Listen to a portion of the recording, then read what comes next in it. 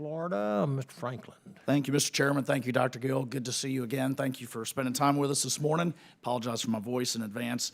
Genesis mission is very exciting. I'm thrilled that it couldn't be coming at a better time in the country's history now.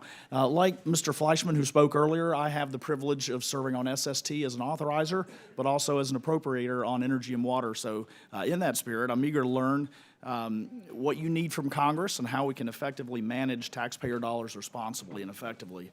So with that, a question regarding lines of responsibility with this project. Which DOE office, or is it yourself, who's going to serve as a single accountable program integrator for Genesis, and what authorities does that office have to direct or veto duplicative initiatives across the DOE enterprise?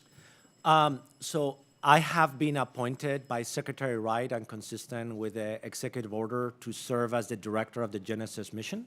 Okay. So you can have me as the accountable person. Okay, so the buck stops with you. As you mentioned earlier, this is more than just a DOE initiative. How is DOE going to ensure Genesis activities aren't duplicating things that DOD or NSF or NIST may be working on? Yeah, I think that's a very important question. So first of all, is by ensuring transparency and clarity as to what we're building, that we're building this platform and we're building this portfolio of problems. And then through OSTP with Director Kratsios, we have a wonderful working relationship. We've known each other a long time. And it's the opportunity to then coordinate across the different agencies that want to participate to avoid precisely the duplication. I'll also say one thing. Since the launch of it, every federal agency that is related to this matter has reached out to me and to us to say, let's avoid duplication, let's leverage what you're building. And the reason that there's a lot of credibility is because of the national laboratories. Because we have such great expertise, domain expertise, I think a lot of other agencies are saying, let's leverage that build. We will apply it to our environment, so we may have to instantiate a version of the platform in our environment. The problems we solve with it may be slightly different, but let's not try to build the platform 3 times or 4 times across the government. So we're united on that effort. Oh, very good. Thank you. And I'm very excited about what we're doing in the realm of fusion. I do have a fission question for you regarding the nuclear deployment timelines. What specific barriers, whether they be regulatory, workforce, supply chain, are preventing DOE from accelerating SMR and advanced reactor deployment under Genesis, and what resources or actions would measurably move those timelines forward?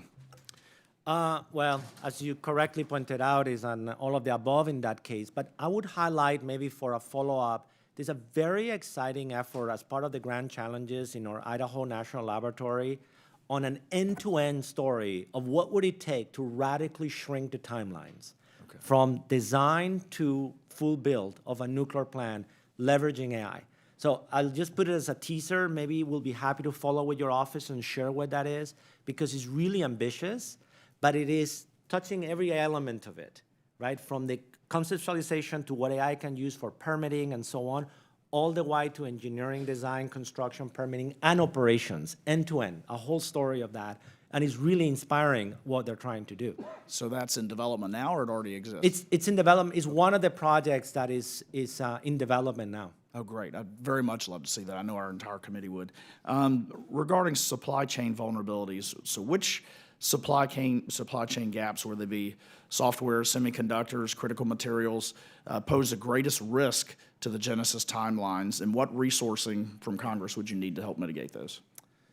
Look, I think unfortunately, there's a list there. I mean, critical materials, we've witnessed that. That's a serious issue. One of a portfolio of projects that we're kicking off is to find alternatives to some of those materials using materials design assisted by AI that are more earth abundant on that. So, but that's an area.